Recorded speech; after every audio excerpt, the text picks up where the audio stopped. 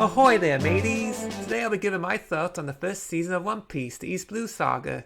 To be upfront, it's not my first time watching One Piece. As a kid, I watched the 4Kids version, but we all know that version doesn't count since they completely altered the series, editing out the violence, language, and story.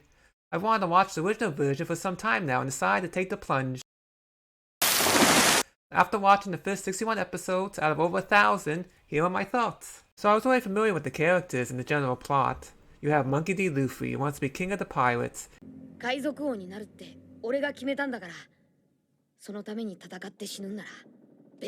He can make his entire body stretch like rubber due to eating one of the devil fruits, the gum gum fruit. Along the way, he gathers a cast of characters to join him on his mission. Zoro, a bounty hunter. Usopp, a sharpshooter. Nami, a thief/navigator.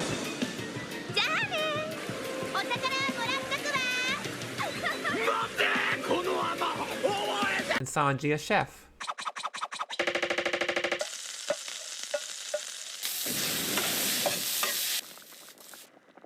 Each is gradually introduced as the season plays out, and eventually the Straw Hat Pirate crew is formed, sailing on the Going Merry to the Grand Line where the legendary One Piece treasure is supposed to be located.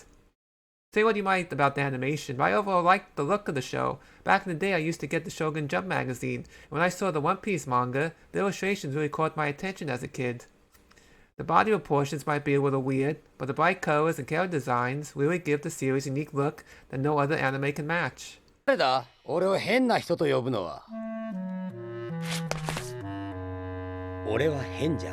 I like the mix of classic pirate attire with the more modern fashion. Each character does not only have their own stylish look, but also have their own unique personality.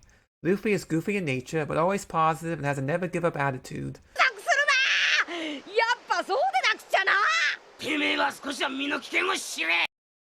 Zoro is hot-headed, but kind-hearted.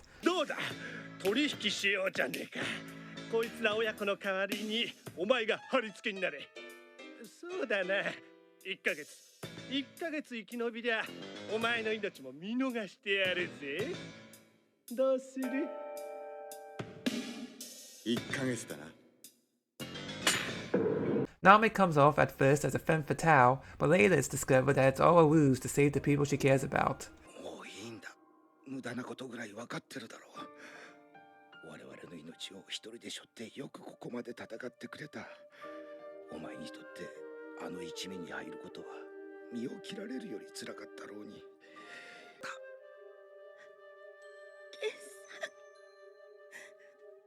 Sanji keeps his cool but acts like a fool around women.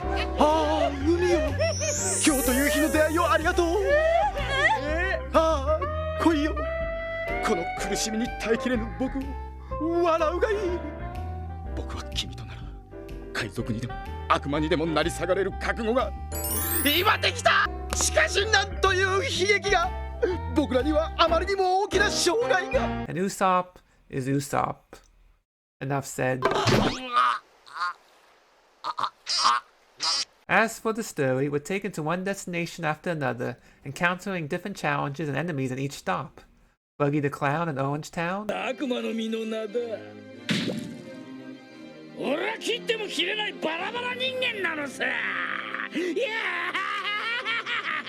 Kuro at Syrup Village.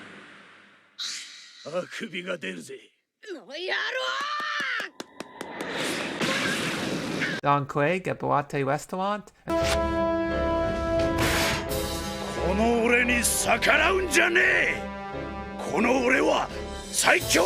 And all along at Kenobi Islands. It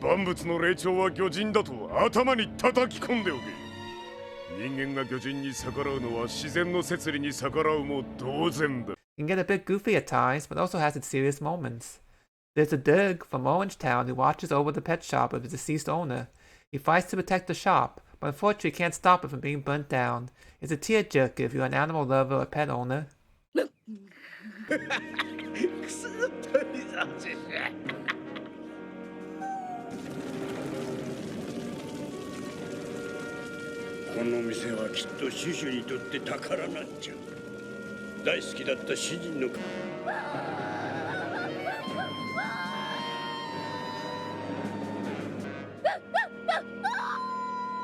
Same goes with the part when Nami starts stabbing herself in the arm with a knife, completely distraught about the events that have unfolded.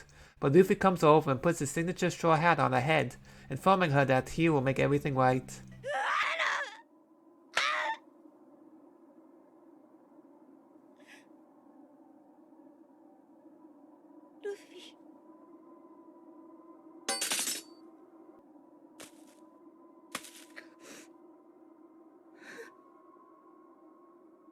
Also, I have to mention the relationship between Zoro and his childhood friend Kurina. It's a moving story about two kids who have big ambitions to be the greatest swordsman around. However, Kurina is weighed down by fear that as a grown woman, she will never be able to match the strength of a man, envying Zoro for his biology. 女の子はね、大人になったら男の人より弱くなっちゃうんだ。私ももうすぐ君にも追いつかれちゃうわ。ゾロはいつも言ってるよね。世界一の剣豪になるって。お父様に言われちゃったわ。女の子ではなれないって。わかってる。Pretty based if you ask me. The childhood innocence of Zoro rebukes this notion and insists that they both just need to work hard to make their dream come true, forming a strong bond between them. 時もそういうのか？実力じゃねえみてえに。一生懸命特訓してる俺がバカみてえじゃねえかよ。そんなこと言うな。約束しろ。いつか必ず俺かお前が世界一の剣豪になるんだ。どっちがなるか競争だ。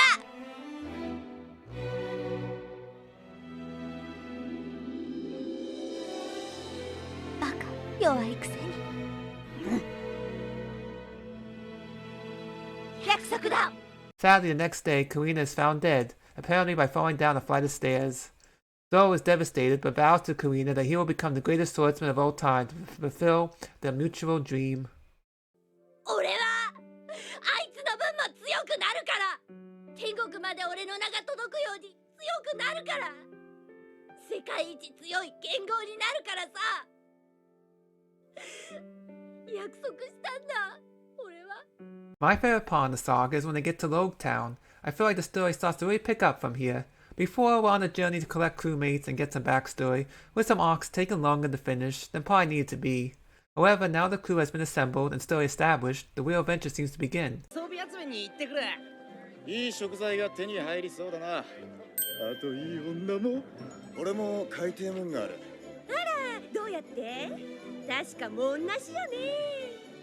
よし、俺は処刑台を見てくる。見に行くんだ。海賊王が処刑された場所。おい、集合場所まだ決めてねえぞ。しょうがねえな。We meet new characters like Smoker and Tashigi.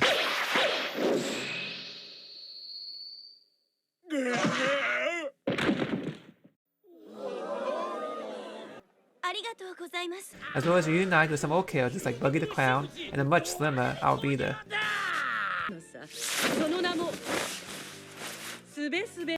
These episodes seem to be a send-off for the Straw Hat crew as they embark to the Grand Line.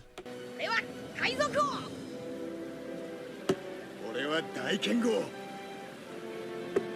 私は世界地図を書くために。俺は優雅なる海の戦士になるためだ。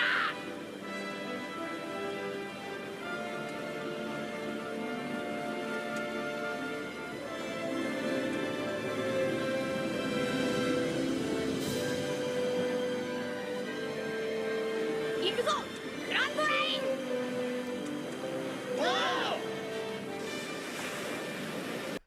I also enjoyed the side story at the very end of the saga. I don't remember seeing this in the 4Kids version. お前な、でっかいって言っても限度があるだろ。じゃあ超バカでかい帆船か？違う。あれが軍艦島よ。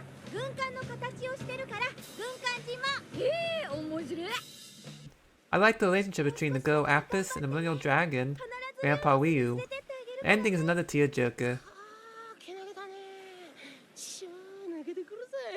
I especially like the dragon model because they remind me of the dragons in the video game Lunar Silver Star Story.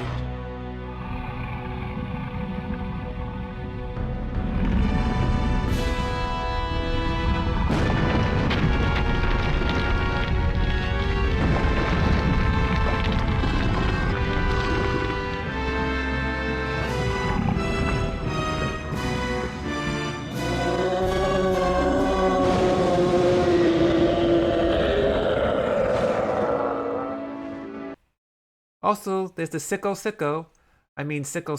guy. ソンロイヤルに雇われている傭兵だ。こっちの言うこと聞いてんのか。おかまのエリックだろ。聞いてるよ。違う、お釜の釜じゃねえ、かまいたちの釜釜だ。どっちでも構わないぜ。なんちゃって。Now, speaking of differences from the original and 4Kids versions, I'm not going to address the smoking or violence, since I was aware of those beforehand. Plus, the 4Kids version was meant for kids, so obviously they made those choices for a reason, whether they were for the best or not. However, the editing out of story parts like Nami's mom was noticeable. I don't remember the 4Kids version really going in depth on what happened to Nami's mom. I think she just got put away somewhere. The original version keeps with the manga, where she's brutally shot and killed in front of Nami. ノジコ、ナミ。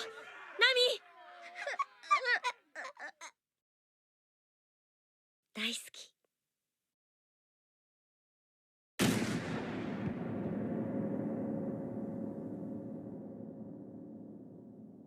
It's crazy they changed it since it's a crucial part of Nami's backstory and makes her into the woman she is now.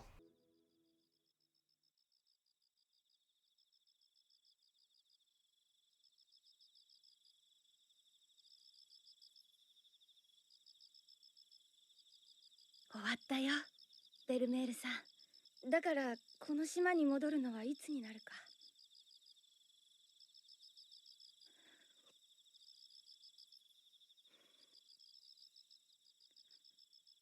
もう行くね。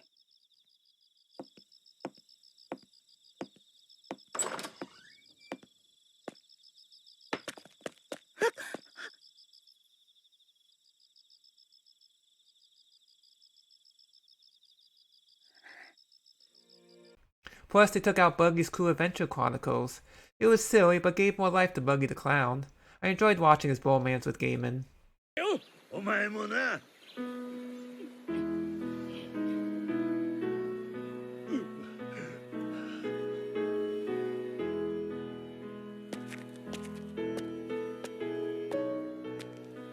さらば友よ、元気でな。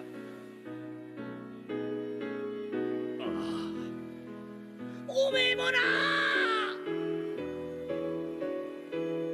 出航。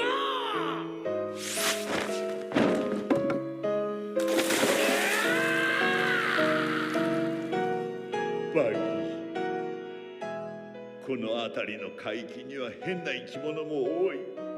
くれぐれも気をつけていくんだぞ。 Overall, I really liked the East Blue Saga. I was reminded of why I watched the 4Kids version back as a kid, with the unique characters and interesting world. I plan on watching the Alabasta Saga next. I remember watching the 4Kids version of that season as well growing up, so it'll be interesting to see what changes were made. Please hit the like button if you enjoyed this video. What were your favorite moments in the East Blue Saga? Please leave them in the comment section below. I would love to read them. Thanks for watching.